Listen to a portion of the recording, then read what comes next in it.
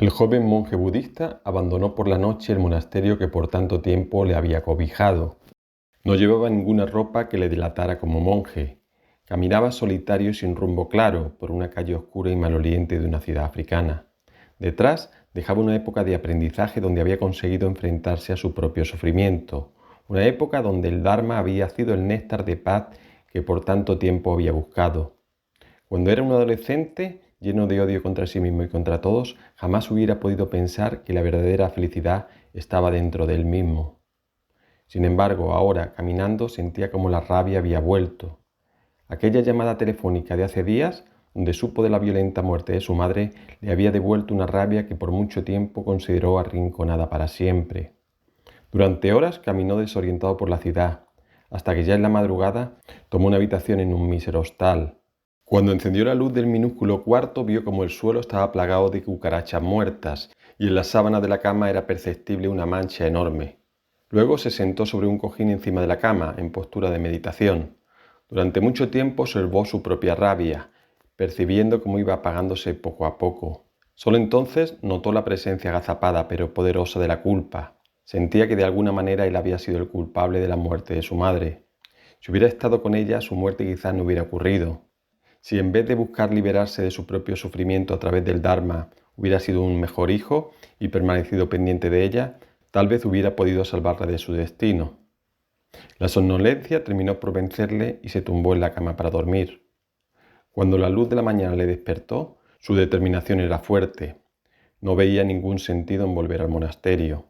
Quería centrarse completamente en ayudar a los demás, en calmar el sufrimiento de los otros. África era un continente con tanto dolor.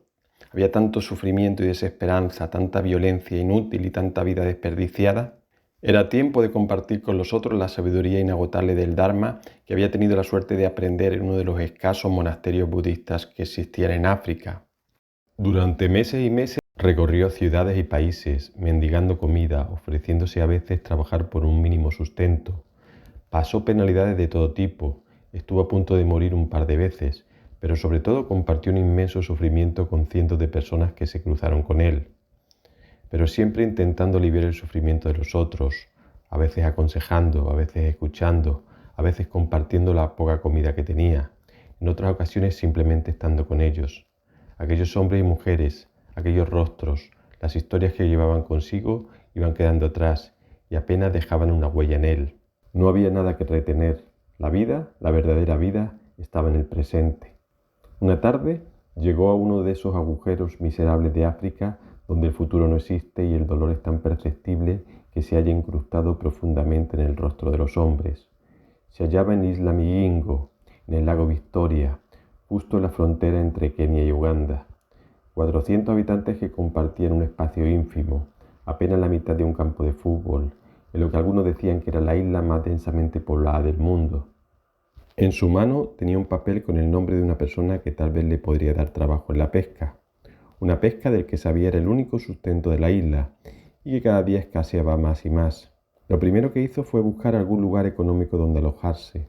Encontró un espacio mínimo, apenas un techo y paredes de lata, en cuya puerta ponía Hotel Tintoler. Dejó la bolsa que tenía en aquel lugar, cerró con un candado la puerta y fue a pasear por la minúscula isla. El olor a orines y excrementos era insoportable. Había muchas personas por todos lados que a menudo lo miraban. Preguntando una y otra vez, logró encontrar la persona cuyo nombre tenía escrita en el papel. Tras mirarlo detenidamente, le dijo que solo podría ofrecerle trabajo tras tenerle aprendiendo las artes de la pesca por 2 semanas, sin pago alguno. El antiguo monje aceptó, pese a que no sabía cómo podría sobrevivir aquellas 2 semanas sin salario alguno. Luego buscó un pequeño puesto de pescado y pagó con las pocas monedas que le quedaban una pequeña porción de pescado. En algunos puestos cercanos se escuchaba música y se podían ver algunos hombres bebiendo alcohol y vociferando. Ya había anochecido cuando se dirigió de nuevo a su modesto alojamiento. Las escasas luces que había en la isla le permitieron orientarse con dificultad y encontrar la puerta de su alojamiento. Trató de abrir el candado con el rumor de las olas golpeando contra las rocas a escasos metros. Entonces la vio. La oscuridad apenas le permitió ver lo que parecía la silueta de una mujer joven, con medio cuerpo sumergido en el mar.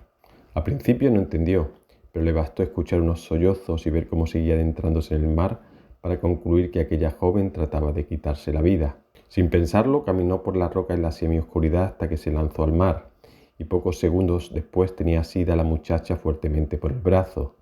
Ella lloraba sin parar y le suplicaba que la dejara morir. Él, sin pronunciar palabra alguna, la fue trayendo lentamente de nuevo hacia la orilla. Ya en la orilla vio su rostro. Era una adolescente, apenas una niña.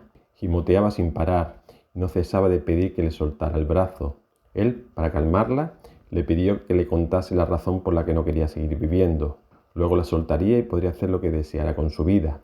Pero ella era incapaz de escuchar, por lo que pasó mucho tiempo hasta que empezó a tranquilizarse. La música y las luces lejanas ya se habían apagado cuando ella empezó a abrirle el corazón a él. Sentados en una roca ante la luz de las estrellas y de una luna menguada que apenas le permitía verse sus rostros, le contó entre lloros una triste historia, una historia de violencia y pobreza, una infancia de dolor en el que el último episodio era el precio a la que su propia madre le había puesto para ser vendida. En todo momento él escuchó sin pronunciar palabra alguna, hasta que ella se vació de palabras. Solo entonces él le explicó que era mago, que podía enseñarle a recoger su dolor y tirarlo al mar, pero que para esto ella debía seguir sus instrucciones. Debía mirar su propio sufrimiento directamente, cara a cara, sin tratar de evitarlo, sin juzgarlo. Solo debía mirar su dolor en silencio, como si fuera una joya, un tesoro que albergaba su corazón. Debía sentirlo, desmenuzarlo, detectarlo en cada zona de su cuerpo, en cada rincón de su corazón. Ella hacía preguntas y él intentaba responderle. Durante horas estuvieron casi en silencio y cuando las primeras luces del amanecer asomaron, ella era otra y él le dijo a ella que tirase al mar su dolor. Pero en ese momento ella ya no sabía dónde encontrar su propio dolor. Una leve sonrisa iluminó su rostro. Ella entonces le pidió que le enseñara a ser maga. Por supuesto la enseñaría. Tomaron la primera barca que salía de la isla. Había mucho camino que recorrer hasta su monasterio.